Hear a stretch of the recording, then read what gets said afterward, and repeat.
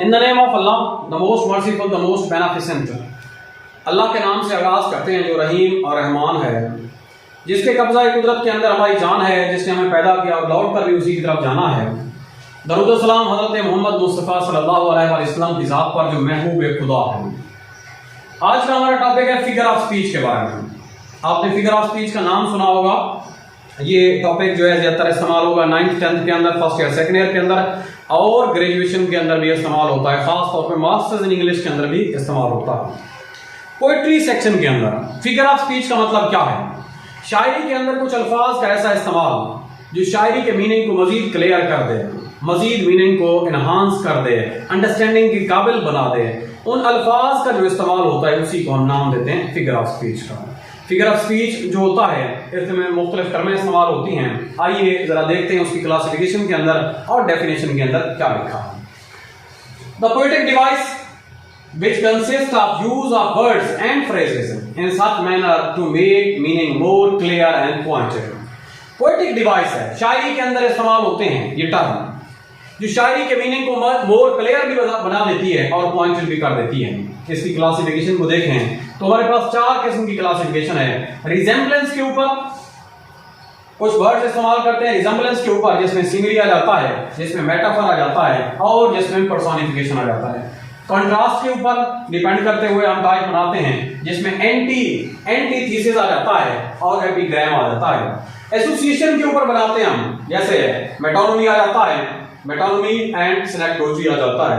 Construction such as climax and anticlimax, यानी construction के base के ऊपर क्लाइमेक्स आ जाता है या एंटी क्लाइमेक्स आ जाता है। तो बेसिकली हम उन चीजों को फोकस करेंगे जो चीजें हमारे सिलेबस से मुताल्लिक हैं और जिन चीजों का इस्तेमाल ज्यादातर फर्स्ट ईयर सेकंड ईयर और ग्रेजुएशन तक होता है। उसमें पहली चीज है simile. What is a simile? Simile है क्या चीज? किसी एक चीज को दूसरी चीज की तरह करार देना, किसी एक चीज को, एक चीज की खुसूसियात को दूसरी चीज की खुसूसियात की तरह करार देना, इसको हम नाम देते हैं सिमिली का। इसमें होता क्या है, लाइक और एज का वर्ड इस्तेमाल करते हैं और इसमें कंपैरिजन करते हैं दो मुख्तलिफ चीजों के दरमियान एक खसूसियत का, दो मुख्तलिफ चीजों के दरमियान एक खसूसियत का कंपैरिजन किया जाता है। Simile the figure of speech in which like or as is used to make comparison between two ideas that are basically dissimilar। two ideas का कंपैरिजन करते हैं, दो मुख्तलिफ चीजों के दरमियान दो आइडियाज का जो है कंपैरिजन करते हैं। फॉर एग्जांपल लाइक और एज का वर्ड भी इस्तेमाल करते हैं। हर आइज ट्विंकल्ड लाइक स्टार, आंखों का और सितारों का कंपैरिजन हो रहा है। दो मुख्तलिफ चीजें हैं लेकिन दोनों के अंदर सिमिली क्या है, ट्विंकलिंग करती हैं। आंखें भी टिमटिमाती हैं और सितारे भी टिमटिमाते हैं। ट्विंकलिंग का जो है कंपैरिजन हो रहा है। हर आईज ट्विंकल्ड लाइक स्टार, उसकी आंखें सितारों की तरह चमक रही थी, टिमटिमा रही थी। She was as busy, she was as busy as a bee, she was as busy as a bee, वो बिजी इस तरह से थी, मसरूफ इस तरह से थी। she was as busy as a bee, जिस तरह से शहद की मक्खी होती है।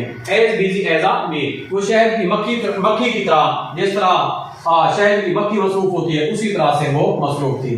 as cunning as a fox, इतना अयार और मकार था जिस तरह लोमड़ होता है। as wise as an owl, वो इस तरह इतना चालाक था जितना उल्लू चालाक होता है। वैसे उल्लू का पट्टा जो एक लफ्ज इस्तेमाल करते हैं, पता नहीं क्यों इस्तेमाल करते हैं।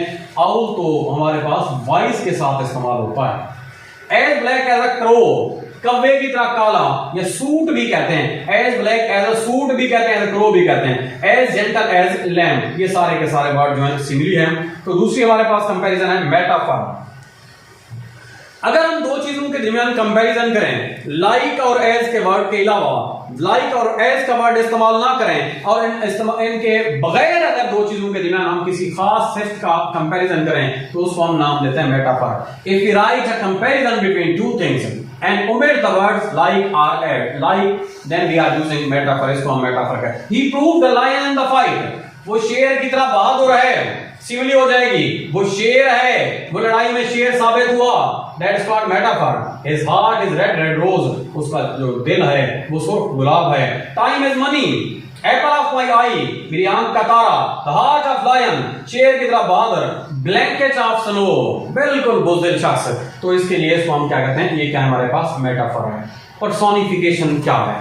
पर्सोनिफिकेशन का मतलब होता है पर्सनलाइज करना, इमोशंस इंसानी जज्बात दे देना किसी भी चीज को जो इंसान नहीं होती।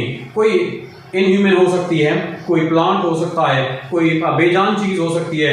ह्यूमन एक्सप्रेशन दे देना, इंसानी जज्बात दे देना, इसको हम नाम देते हैं पर्सोनिफाई करना या personification. It is a figurative language technique where an object or idea is given human characteristics, किसी ऑब्जेक्ट को या आइडिया को इंसानी खसूसियात दी जाती हैं। For example the candle flame dance in the dark, candle flame जो है डांस करती है, डांसेस इन द डार्क, अंधेरे में डांस करती है।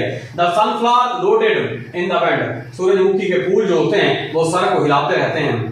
The lorry engine wheezed its death cough, lorry का जो इंजन था वो ऐसे अपने सांस ले रहा था जैसे आखिरी मौत की हिचकी लगी हो। The wind whispered, हवा जो थी सरगोशी कर रही थी। The rumor of the forest, जंगल के अंदर जो सरगोशी कर रही थी वह। Brown grass was begging for water, भूरी जो घास थी पानी मांग रही थी। ये तमाम इंसानी जज्बात दे दिए, इंसानी कैरेक्टरिस्टिक्स दे दी उन तमाम आइडियाज को या एनिमल को या प्लांट्स को। तो इसको हम नाम देते हैं पर्सोनिफिकेशन का। इमेजरी क्या है? इमेजरी कहते हैं construction of detail used in a mental image को कंस्ट्रक्ट करना। फॉर एग्जाम्पल जैसे मैं बच्चों को अपनी लेक्चर देते हैं तो मैं अक्सर बात करता हूँ बेटा हाथी देखा है किसी ने? हाथी, तो बच्चे जहन में हाथी की तस्वीर लेके आ जाते हैं। ऊंट देखा है आपने? कैमल की तस्वीर जहन के अंदर बन जाती है। तो जहन के अंदर किसी चीज का इमेज बन जाना, that is called imagery. Construction, imagery is the construction of details used to create mental image. Mental image बनाने के लिए जो कंस्ट्रक्शन डिटेल होती है in the mind of the reader, जहन के अंदर, थ्रू द विजुअल सेंस, ऐसा देखने के लिए आप जैसे स्मेल है, टच है, इनके लिए इसको हम क्या कहते हैं? इमेजरी कहते हैं। ये विजुअल हो सकती है जैसे huge tree and the thick and dark forest, लंबे लंबे दरख्त थे घने जंगल के अंदर। ऑडिटरी सुनने से ताल्लुक रखती है। रसलिंग ऑफ लीव, पत्ते जो है उनकी सरसराहट थी, पत्तों की आवाज आ रही थी। और उसके बाद स्मेल है, सेंट ऑफ एप्पल, और सेब जो था उसकी खुशबू हो रही थी। टेस्ट स्वीट एंड जूसी, और टच रगेज एंड रफ। तो ये हमारे पास नेक्स्ट आखिरी है एलिट्रेशन। एलिट्रेशन क्या है?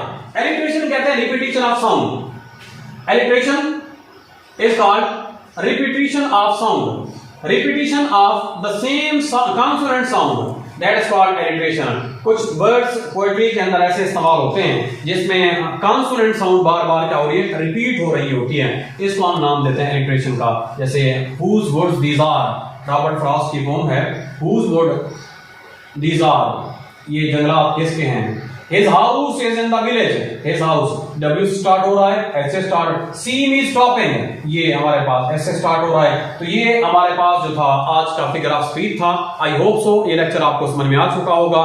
इनमें से लाजमी तौर पे ऑब्जेक्ट आती है 9th के अंदर, 10th के अंदर, फर्स्ट ईयर सेकंड ईयर के अंदर, और खास तौर पे ग्रेजुएशन के अंदर तो इनका इस्तेमाल होता है फिगरेटिव लैंग्वेज का पोएट्रिक डिक्शन के तौर पर। आई होप सो समझ में आ चुका होगा आपको। नहीं आया समझ में, लेक्चर को रिपीट कीजिए, सुनिए, दोबारा समझिए, खुद भी समझिए, दोस्तों को भी समझाइए, खुद भी इल्म हासिल कीजिए, दोस्तों में भी इल्म फैलाइए। आप भी तरक्की करें, हमारा पाकिस्तान भी तरक्की करे। Thank you. अल्लाह हाफ़िज़।